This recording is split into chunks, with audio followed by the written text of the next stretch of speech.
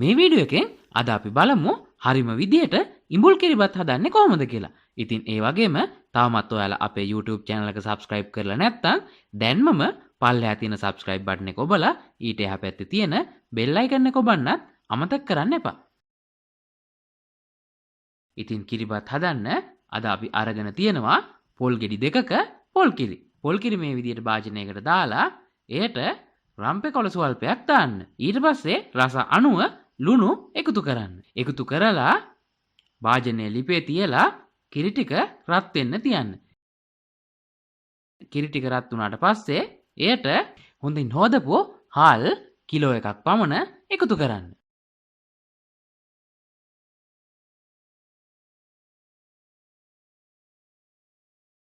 එකතු කරලා කිරිබත් එක හැදෙනතුරු නොනවත්වා හැන්දෙන් හැඳි ගන්න ඕනේ.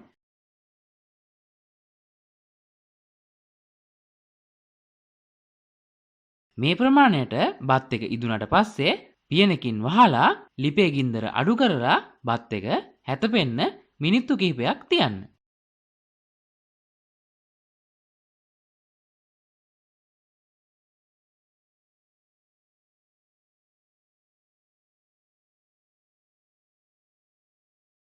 ඔන්න දැන් අපි කිරිබත් හදාගෙන ඉවරයි. ඒ වගේම මේ ඉඹුල් කිරිබත් හදන්න අපිට අවශ්‍ය වෙනවා පැණිපොල්. මේ වීඩියෝ එකේ අද අපි පැණිපොල් හදන විදිය දාන්නේ නැහැ. මොකද එහෙම වුණොත් වීඩියෝ එක ගොඩක් දිග වෙන නිසා. ඔයාලට පැණිපොල් හදන විදිය අවශ්‍ය නම් අපේ කලින් වීඩියෝ වල පැණිපොල් හදන විදිය තියෙනවා. පහලින් link එක දාලා තියෙනවා. එතනින් ගිහිල්ලා බලා ගන්නත් පුළුවන්. ඊට පස්සේ මේ විදියට රෙදි කෑල්ලක් අරගෙන එයට අපි හදාගත්ත කිරිබත් හැඳි දෙකක් පමණ එකතු කරන්න. එකතු කරලා මේ විදිහට කිරිබත් ටික තුනී කරන්න. ඊට පස්සේ ඒ මැදට පැණිපොල් එකතු කරන්න. ඔයාලට මේ සඳහා රෙදි කෑල්ලක් වෙනුවට කෙසෙල් කොලයක් ඒ වගේම ඉටි කොලයක් භාවිත කරන්න පුළුවන්.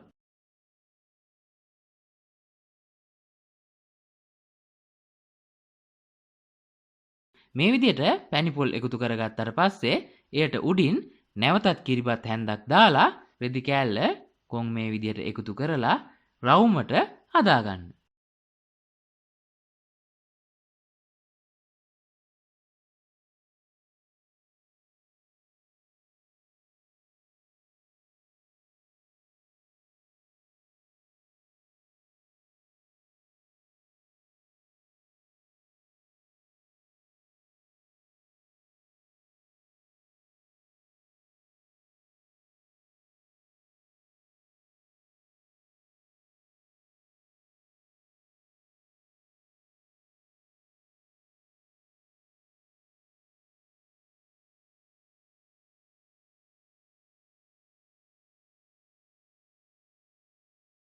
ඔන්න දැන් අපේ ඉඹුල් කිරිබත් හදලා ඉවරයි.